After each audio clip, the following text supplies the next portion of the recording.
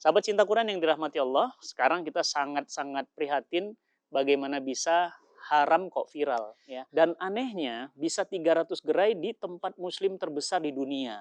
Berarti kan yang belinya mayoritas juga muslim. Udah tahu belum keluar surat halalnya. Sertifikat halalnya sedang diproses dari tahun 2021. Umat Islam tidak lagi peduli terhadap yang halal. Padahal baginda Nabi SAW menyatakan darah dan daging yang tumbuh dari harta yang haram atau benda yang haram atau zat yang haram, maka hanya api neraka yang bisa mensucikannya.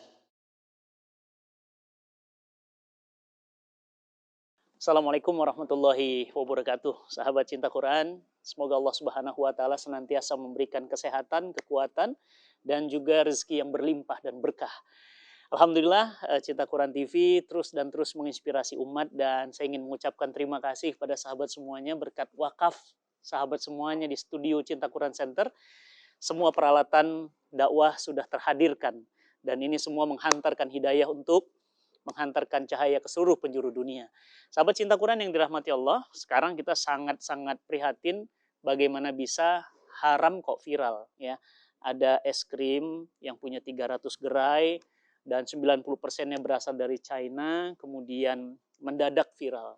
Dan anehnya bisa 300 gerai di tempat muslim terbesar di dunia.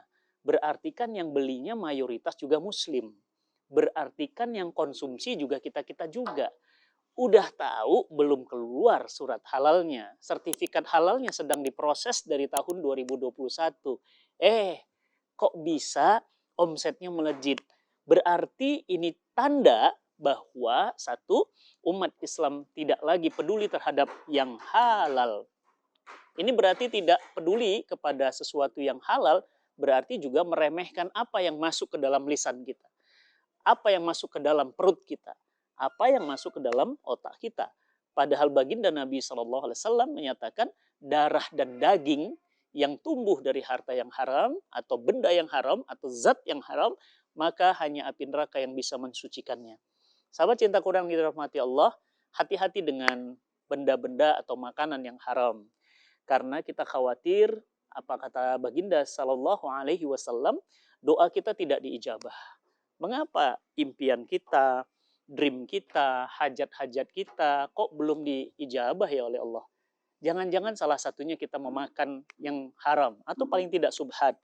Maka sahabat cinta Quran yang dirahmati Allah, mulai hari ini pastikan betul bahwa produk yang kita konsumsi halal dari sisi zatnya dan halal pula dari sisi mencarinya, mendapatkannya. Yang kedua, yang menjadi pertanyaan, mengapa bisa di Indonesia, muslim terbesar di dunia, produk udah beredar dulu baru halalnya yang disusul? Ya, sedih ya. Harusnya kan kalau jualan di Indonesia itu ya halalnya dulu dong diperhatikan baru bisa jualan.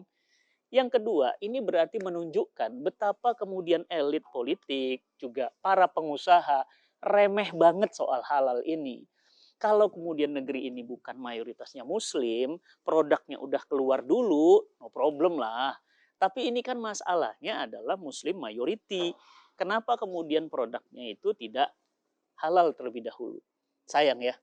Oleh karena itu, dua yang sangat kami khawatirkan dan kami sangat sayangkan. Dan yang ketiga, sahabat cinta Quran yang dirahmati Allah, sedikit sekali yang kemudian mengangkat tema ini untuk menyoroti betapa kemudian halal ini adalah sesuatu yang diwajibkan oleh syariat. Bagi seorang muslim, kalau halal dan haram dalam urusan makanan itu harga mati. Sejak kecil kita diajarkan bahwa kalau babi itu haram, kalau khamr itu haram, kalau anjing itu haram, kalau lemak babi itu haram, dan seterusnya. Tapi kenapa kemudian kita hari ini tidak peduli terhadap segala sesuatu yang masuk ke dalam mulut kita? Jadi jangan heran kalau kenapa ya istri kita susah diatur, kenapa ya anak-anak kita kok keras kepala ya, kenapa ya kok rumah tangga kita tuh panas banget gitu, bawaannya ribut, ribut, ribut.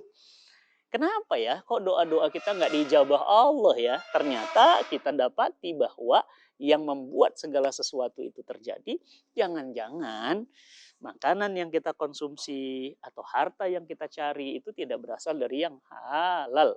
Jadi teman-teman semua, poin yang ketiga, kita sesalkan. Kenapa bisa masuk dulu baru sertifikat diurus? Harusnya halal dulu baru masuk. Yang keempat, sebenarnya seharusnya kalau ada di negeri muslim terbesar di dunia, harusnya yang ada bukan stempel halal mungkin ya, tapi stempel haram. Karena kalau sudah di wilayah kaum muslimin harusnya pasti banyak yang halal dong. Dan yang halal itu mudah.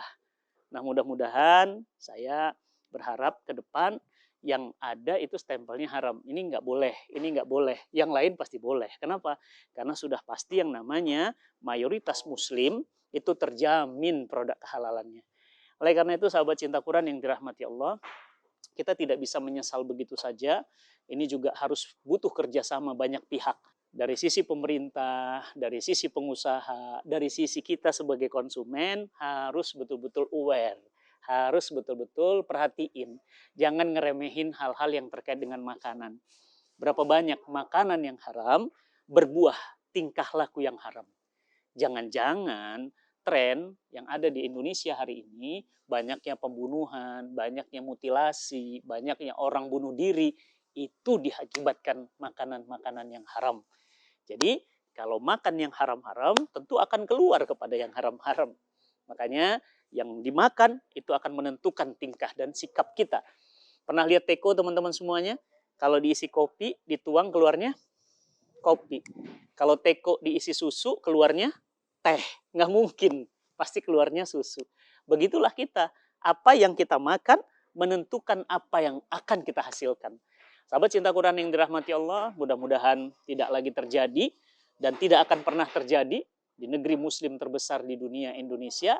Semua yang dijual sudah semestinya halal. Karena halal itu menenteramkan, halal itu adalah bagian dari ketaatan kita.